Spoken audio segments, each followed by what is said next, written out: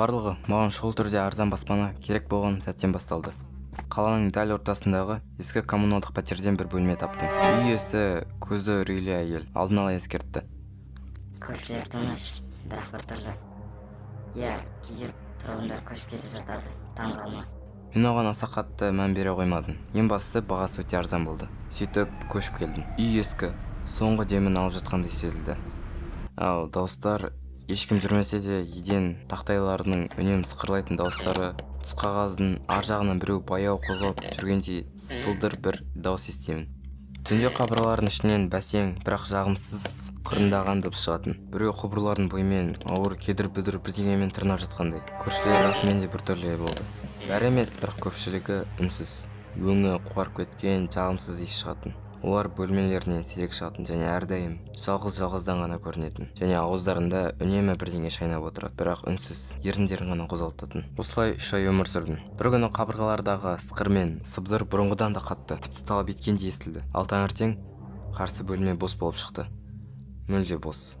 Барлық заттар жоғалып кеткен, ал есік кішкене ашық тұрды. Бір аптадан кейін үй иесі жаңа тұрғынды ертіп келді. Қорқақтау, студентке ұқсайтын жігіт. 3 айды өтпей ол көшіп кетті. Негізі оның жасағаны дұрыс болды. Әрине, ода бұдан да басқа үйлер болған шығар. Ал мен әзірше осы жерде қалуды басқа амалым жоқ. Сосын осы үйдегі сықыр жүйкеме тие бастады. Бұл жай ескі ағаштың дыбысы емес, қабырғалардың ішінде әдейі бір бағытпен қозғалып келе жатқан нәрсе секілді. Түс қағаздың ар жағында алып әрі құрғақ біреудің жорғалап жүргендей тоқтамайтын сыбдыр. Бәрі мені жоғары қабаттағы бөлмеден шыққан жан түршігерлік, бірақ тез өшіп кеткен айғай отқан түннен кейін өзгерді. Қызығушылық қорқыныштан басым түсті. Күндіз бәрі өз бөлмелерінде тығылып отырған кезде мен шатырға жасырын көтерілдім.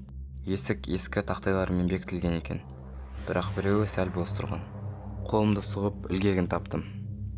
Сықырлатып ашып жібердім. Ауа мұртыма бірден ұрды. Тәттілеу шіріктің иісі. Оған ескі шаң мен формалин секілді химиялық бір иіс араласқан. Ал сол қараңғыда шаң басқан жарық сәулесінің астында мен бәрін көрдім. Бөлме бос болмады. Төбеден арқан байланған, ал сол арқанға байланып тұрған құрғақ күйіп кеткен денелер. Ол денелерден мұқият асықпай терісі алынып тасталды. Қара қызыл бұлшық еттер мен сіңірлері анық көрінді. Олар сол сықырлаған дыбысты шығарып төбеде теңселіп тұрды. Бір бұрышта сол адамдардың жеке заттары тұрды. Чемодандар, кітаптар және суреттері. Сосын менің көзім үстелге түсті. Оның үстінде кептірілген ет, пышақтар мен кептірілген еттің қалдықтары жатты. Олар мұқият кесілген сияқты. Я, кептірілген еттер. Сол кезде пазл жиналды.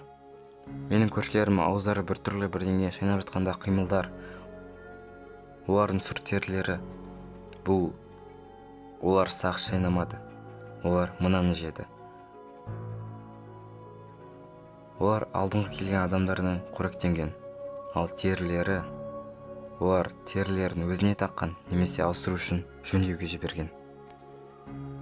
Мен кеше 3-ші қабаттағы көршімнің мойнында жаңа біртүрлі қызғылт тегіс тері қалай көрінгенін есіме түсірдім. Мен қандай да бір қорқынышты циклдың куәсі болғанымды түсініп, қозғала алмай сол жерде тұрдым.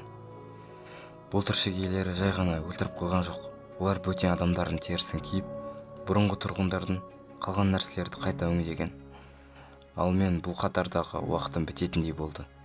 Сол күні кешкісін назар аударып алмас үшін заттар мен құжаттарымды шағын рюкзакқа салып, серуендегендей көшеге шықтым. Мен далаға шығып бара жатып, соңғы рет өз бөлмемнің терезесіне қарап қалған едім. Мен дымға ұқсамайтын тіршілік иесін көрдім. Сосын ол қараңғыда жоқ болып кетті. Және мен қашып кеткеніме шүкір деймін.